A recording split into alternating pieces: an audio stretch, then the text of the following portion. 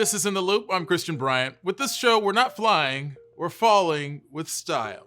Here's what we got for y'all. Analysts are looking into threats from extremists leading into this year's general election. We'll have more on that. Plus, we'll take a look at how some companies are looking to liven up the sports experience as American leagues get things going. But first, here's what you need to know right now.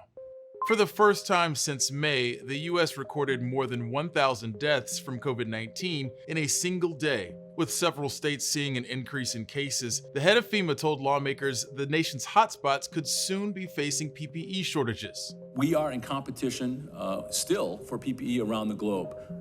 The place we are in today is much better than we were 60 days ago. Although we're not going to buy our way out of this with just money. In an effort to get a vaccine by December, the US has struck a deal with a biotech firm and a pharmaceutical giant. It's part of the Trump administration's push to get a vaccine as quickly as possible. The $2 billion agreement was made with Pfizer and BioNTech, two companies that are currently developing 4 potential vaccines. If one of those pan out, the US will get 100 million doses to start and up to 500 million more long term. The administration says it aims to make a vaccine available to Americans at no cost. But public health experts are stressing that a vaccine is still likely several months away. Basically, it's not going to wipe away this pandemic in the short term. 15 people were shot Tuesday night in Chicago while attending a funeral for another victim of gun violence. Chicago police say it was a drive-by shooting and a person of interest has been taken into custody. The Chicago chief of detectives said the funeral was being treated as a potential gang target. There's been a recent surge in gun violence in the city, with 336 people shot and killed in July. Chicago is one of the cities where President Trump threatened to send federal agents to address crime, even though local leaders reject that idea. We are setting out clear expectations for how the Chinese Communist Party is going to behave. And when they don't, we're going to take actions that protect the American people. The U.S. government has ordered the closure of China's consulate in Houston. The State Department says that's due to a pattern of espionage and attempted theft of scientific research. Police were told occupants have until Friday afternoon to leave the property. On Tuesday night, firefighters responded to reports of papers being burned in the courtyard there, but they weren't allowed on the property. The Chinese Foreign Ministry is calling the closure order an unprecedented escalation. We've got a little more than 100 days until the general election, and while many may be thinking about how they'll cast their ballots, analysts studying extremism have their minds on how to keep people safe. Newsy's Sasha Ingber explains there's a growing fear around far-right extremism in the run-up to November's election. Analysts on extremism don't often speculate, but these days they're warning the election in November could be marred by violence. Election years have been times when we've seen a spike in hate crimes, a spike in hate speech, and also a clustering of extremist activity and plots around election time. According to the Center for the Study of Hate and Extremism, hate crimes have increased in every election year since 1992. One of the worst moments came in the days after the 2016 election. The civil rights group, the Southern Poverty Law Center, says there have been at least 700 cases of hateful harassment or intimidation since the election. This year, the country faces a perfect storm: high unemployment, civil unrest, foreign interference, and disinformation online, while the coronavirus pandemic poses new election challenges that could erode voter trust. And if all these things are being questioned, you could see violence manifest for a whole host of different reasons around the election. Analysts are assessing who is most likely to commit acts of violence. These movements often act in response to who it looks like is going to win. So if it looks like folks from the left are going to get elected, the hard violent right will often respond beforehand or with a rising tide that starts beforehand. With 940 hate groups tracked across the country last year, extremism experts recently testified on Capitol Hill that white supremacist and nationalist groups pose the greatest threat, spurred by a summer of protests. I don't think there's a large risk of these groups ever coming together and forming a kind of a private army, but I am very concerned of small cell terrorism. The warning comes after a recent poll by the Democracy Fund Voter Study Group found 11% of Republicans Republicans and 13% of Democrats say violence would be at least a little justified if the other party won in November. Partisan terrorism, violence committed on behalf of one of our two political parties, or on behalf of or against our elected leaders, this really threatens not just the social fabric, but the sort of the political fabric of the American experiment. The FBI declined to respond to Newsy's questions about what steps are being taken to protect Americans around the election. A spokesperson told us the agency is working closely with federal, state, and local officials to protect our constitutional right to vote so that Americans can have confidence in our democratic process. The National Guard, which could deploy any of its 450,000 personnel to support law enforcement, told us it wouldn't share tactical plans. In this world, when you have so many idiosyncratic players, guns, bombs, cars, and knives, that's kind of what we're seeing in a variety of different combinations. But the bottom line is we're seeing the advent of do-it-yourselfers who are going out and committing extremism across the ideological spectrum. Experts hope fear doesn't stop people from voting. There has been violence used to sort of change the outcome of elections. In the United States, we've been really fortunate that that's been very rare. Sasha Ingber, Newsy, Washington. When you're back, we'll get you caught up on what's trending on the World Wide Web.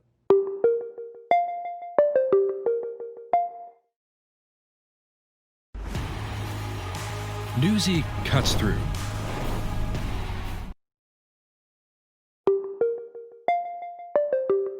Want to feel broke? Wait until we get through these trending topics. The world's richest man is getting richer. On Monday alone, Amazon founder Jeff Bezos added $13 billion to his fortune as people staying home continue to just buy a ton of stuff online. Bezos' fortune now comes to a grand total of $189 billion. For some perspective, we put together this list of things Bezos is now worth more than. That includes McDonald's, Exxon, Nike, and the GDP of Ukraine. Bezos has donated $2 billion to his charity focused on homelessness and education. That comes to just more than 1% of his fortune. Twitter is cracking down on QAnon, banning accounts and blocking URLs that promote what amounts to a loose network of some pretty wild conspiracy theories. The central theory of Q is the belief that President Trump is waging a secret campaign against pedophiles and cannibals in the deep state. Twitter says the group's disinformation crosses into dangerous territory by targeting specific celebrities and politicians. As a result, the platform has banned 7,000 accounts tied to Q. North Carolina, come on and raise up. I could not do that with this next story. We are Charlotte FC. Welcome to the club. Charlotte FC is trending because North Carolina's Queen City just unveiled a new name, crest, and colors of its new MLS franchise. Now, the name isn't exactly the most original. It's basically the copy-paste of club names, but who cares? Charlotte won their MLS franchise bid in 2019 and will debut in 2022. MLB's opening day is tomorrow, and 4 teams will go at it in nearly empty stadiums.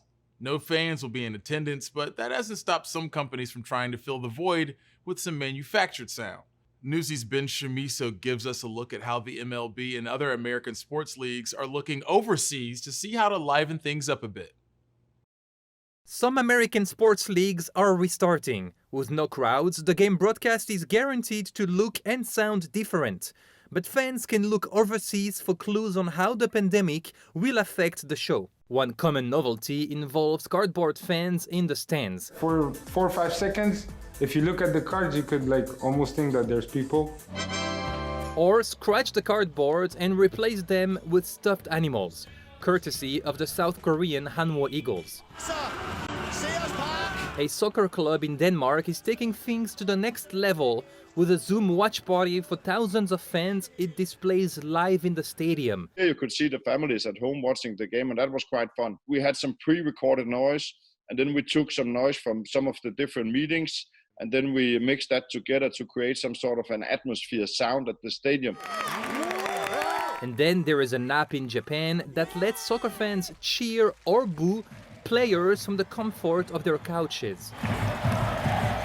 A simpler idea to enhance game soundtracks is for live broadcasts to add artificial crowd noise. That's what Germany's top soccer league did, with mixed reviews. I remember watching the first game that was broadcast in the German league, and it was silent. And then the next week they added crowd sounds. And I got to tell you, that made a difference. After a while, I think it actually detracts because it's so loud. It never ends. It's just like this droning on. So maybe it needs a balance. Fans can expect the same in the US. Networks are reportedly trying to come up with pumped-in noise that sounds as authentic as possible. They're going to do a whole series of experiments, and someone's going to crack it. Ben Chamiso, Newsy, Chicago. We'll let you run to the restroom right quick, but if you need any help whatsoever getting your ballpark Frank sorted on your George Foreman for opening day, just let me know. I mean, just look at those grill marks. At Newsy, we're focused on facts and solutions. Talking with medical workers on the front lines, decision makers, and everyday people. All of us fighting COVID-19. Newsy, be informed, not influenced. There's 3 American girls competing for the top 2 Olympic spots. I could go into this and come out with nothing.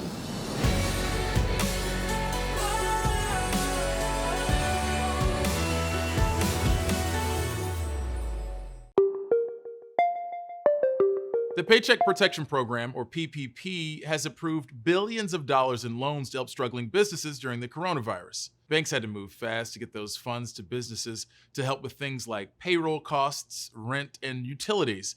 But as Newsy's Mark Fahey reports, banks are now working with the government to sniff out fraud after money has already been doled out.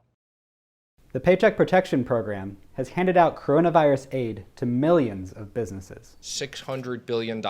Millions handed to well-established corporations. Now, over 400 country clubs and golf resorts. Plenty of questions have been raised about which businesses deserved help and which did not. But it turns out some money may have also gone to businesses that don't even exist. I began by looking at LLCs, a type of business that is often used to hide ownership. That led to Wyoming, which makes it easy to start cheap and anonymous LLCs. Best Wyoming registered agent takes care of my state compliance and keeps my name out of the public record. This company operates out of downtown Sheridan, Wyoming, population 18,000. I found 15 companies with PPP loans over $150,000 registered to that address. One looked suspicious. It's called Extracted LLC. Extracted received between $1 and $2 million through the PPP. It said the company had 87 employees doing some sort of management consulting. But look closer, and things start to fall apart. The company's website is just a sloppy replica of the website for another, very real consulting company. It even links to that company's videos. On LinkedIn, Extracted says it has between 51 and 200 employees, but only 7 are listed. And I could only find evidence that one of them was real. That brings us to the big question. Who actually got all of that money? The delinquent taxes for Extracted were paid in December by someone named Ryan Davis, but public records linked the phone number on that document to someone named Andrew Marnell. That's the same person listed as the president and founder of Extracted on LinkedIn. Marnell has a history of financial troubles, including bankruptcies in 2006, 2007, and 2017. He owed money to dozens of creditors, including the IRS, business lenders, and a casino. I reached out to Marnell hoping to get a response. It turns out I might be waiting a while. Because the next day the DOJ announced that he had been arrested for bank fraud. According to the complaint, Marnell applied for loans through at least 6 LLCs.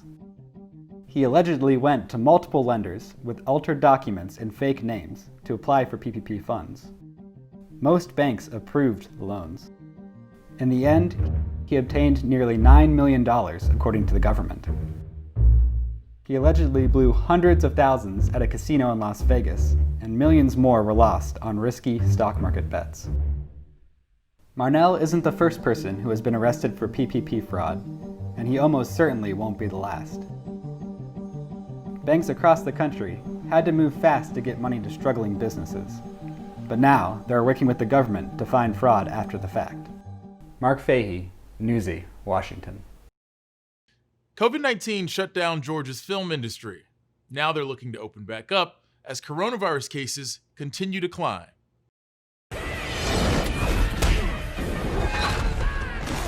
With major movies like The Avengers and Black Panther filmed in Georgia over the last few years, Freeze. I never freeze. Atlanta has become the Hollywood of the South. But for the last few months, we're going to push the dolly down here. All production is stopped. We're going to push to position 1. Craig Miller has been in the entertainment industry for more than 35 years. Work out just fine. This year, his Atlanta-based production company cut back due to coronavirus concerns.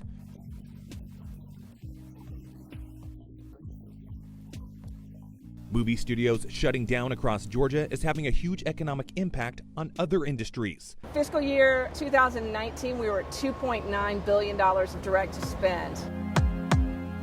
Lee Thomas is with the Georgia Film Office. She says Georgia's film industry directly and indirectly employs about 53,000 workers, making it one of the biggest industries in the state. And it's not only the people that work directly in the industries, but all the ancillary services, from rental cars to hotels to restaurants. Restaurants like Palmer's in Peachtree City, Georgia. Where am I going with this, Billy? Ashley Edwards is the owner of this restaurant where cast and crew often come to eat. Since the shutdown, she's lost big bucks. I'd say 3 days a week at least. We have about maybe $500 to $800 worth of to-go orders by 11:30. We've definitely lost that business. Back on set, this is Pinewood Studios, Atlanta. Miller is following the Georgia Film Academy's new COVID compliance course, where creativity can flourish. A new video detailing preventative practices approved by the CDC, healthy and working, with the goal of getting the industry back to work safely. But as COVID cases continue to rise across the country and in Georgia, it's making restarting production more difficult.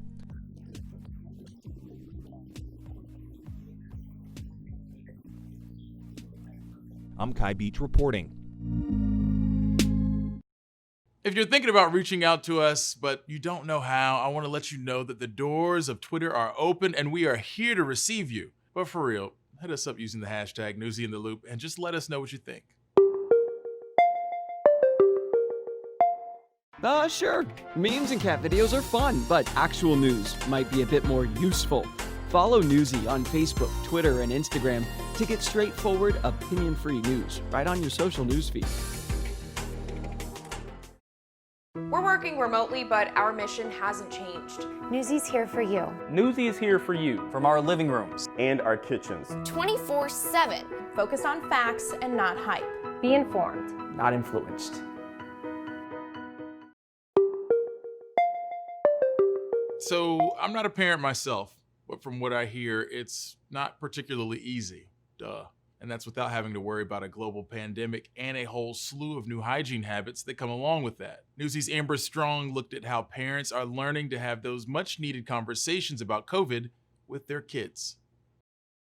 As if parenting wasn't challenging enough, the coronavirus pandemic has raised about 1,000 new unprecedented questions on everything from family to home to finances to health. We asked the experts, how do I teach kids to wear masks and social distance when they're in school? Wearing masks and social distancing in schools is going to become a new norm, at least for a while, and it needs to be something that's just as important as any other school rule. So you can also try many different masks. Some may feel uncomfortable and some may feel better to your child. So don't try to force one particular mask. Trying to practice at home what they're going to be doing at school, and then making sure that, you explain the reasons why this is really important to social distance, especially now. And kids are smart. They'll understand if you can break it down to their level that, hey, you're not supposed to, during this time, go hug your friends or be as close to your friends as you want to be, because we want to keep them safe. Some experts have said the coronavirus has made the threat of deforestation even worse. The virus has gobbled up resources and left forests unprotected. Conversely, deforestation is also a big factor in the outbreak of viruses, including likely the coronavirus. Newsy's virology series has been covering the pandemic since day one. Ellen Rolfes has this story on how deforestation can lead to the next virus outbreak. All over the world, trees are disappearing on a massive scale. And it's a phenomenon that's linked to many outbreaks of infectious disease. In Brazil, for example, the burning of rainforest directly impacted the spread of malaria. Clearing land for agriculture in Indonesia triggered the first outbreaks of Nipah virus in humans. And in West Africa, road construction and logging were factors in the reemergence of Ebola. As humans radically reshape landscapes across the world, viruses previously confined to wildlife have more opportunity to spill over into humans, which experts say was the likely starting point of coronavirus. About 60% of all diseases that infect humans originate in animals. In the case of COVID-19, scientists theorized that it originated in a bat and jumped to another species before reaching humans. And while disease spillover is rare, the likelihood of transmission seems to increase when viruses spread first to domestic animals, like poultry, cows, or pigs. And changes to the environment by humans can amplify the spillover effect. We did an analysis of all the instances of new emerging diseases over the last 80 years and looked at the exact reasons and circumstances as to how those diseases emerged. Jonathan Epstein is a veterinarian and disease ecologist at EcoHealth Alliance, who studies emerging zoonotic viruses. One of the most significant drivers responsible for about 30% of all the emerging disease events is land use change. That could be deforestation, it could be agricultural expansion, but it could also be reforestation. These kinds of shifts in land use are seen all over the world.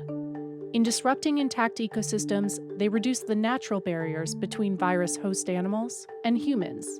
When EcoHealth Alliance mapped out where zoonotic outbreaks are most likely to occur, the global hotspots, highlighted in yellow, aligned with areas where large numbers of humans and livestock are living near pristine environments that are experiencing rapid development. Well, when we look at the areas on the planet that tend to be the most vulnerable to emerging viruses, and specifically zoonotic viruses, it does have a lot to do with biodiversity. But it's not the presence of biodiversity that's the risk. It's the change to that environment, the incursion of people and domestic animals that really creates the risk of these viruses getting out of their native hosts and into people. And nobody can predict exactly when or where the next outbreak will occur, or even what virus will be responsible.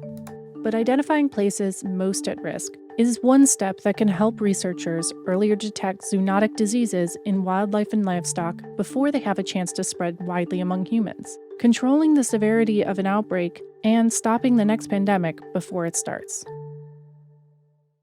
If you need any additional material on why cutting down rainforests is bad, feel free to check out the 92 animated film Fern Gully. That's it for us. More in the Loop tomorrow, same time, same place, but don't go anywhere just yet. Catch up on more top stories from Newsy right now.